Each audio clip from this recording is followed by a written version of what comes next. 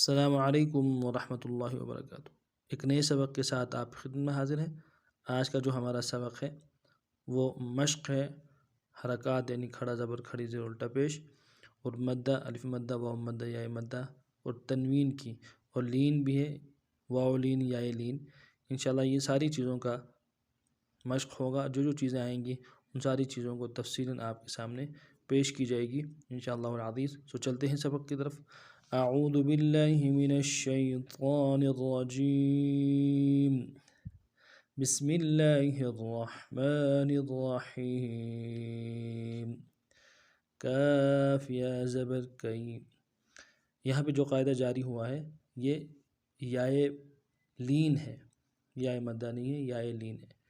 یائے مدے کا مخرج تھا یا ساکن، اس سے پہلے پیش کا آنا ضروری تھا اور اس کو ایک الف مدار میں کھینچتے تھے۔ یائے لین جو ہے یا ساکن، اس سے پہلے زبر ہو یا پیش ہو، اس کو یائے لین کہتے، اس کو بغیر کھینچے پڑھیں گے۔ کاف یا زبر کئی، کاف یا زبر کئی، دال دو زبر دن، اگلا لفظ ہے دال، اس کے اوپر تنوین ہے، تنوین کا مخرج ہے کہ ایک الف کی مقدار میں اس کو کھینچنا ہے، غننے کو ایک الف مقدار میں کھینچ کے پڑھنا ہے۔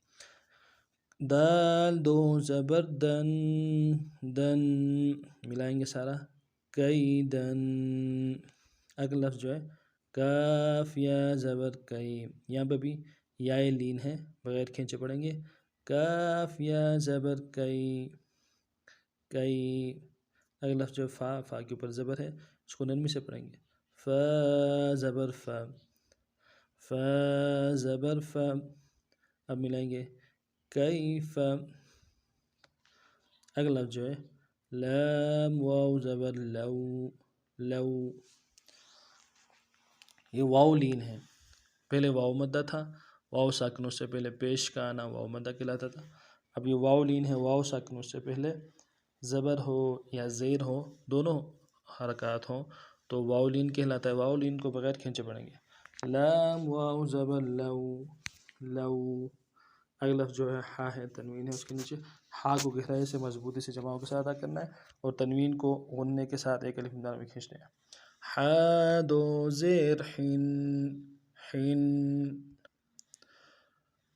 ہا دو زیر حن، حن ملائیں گے لوحن، لوحن۔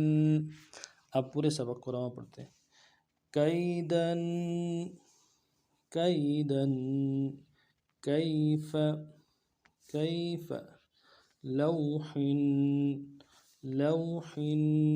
اس ترتیب سے یہ حرکات کی، تنوین وغیرہ جتنے بھی ہیں ان سب کی مشق کرنا ہے، اور قرآن میں بھی آ جائیں تو اس ترتیب سے ان کا مشق کرتے رہنا ہے۔ انشاءاللہ نئے سبق میں پھر آپ خدمت میں حاضر ہوتے ہیں۔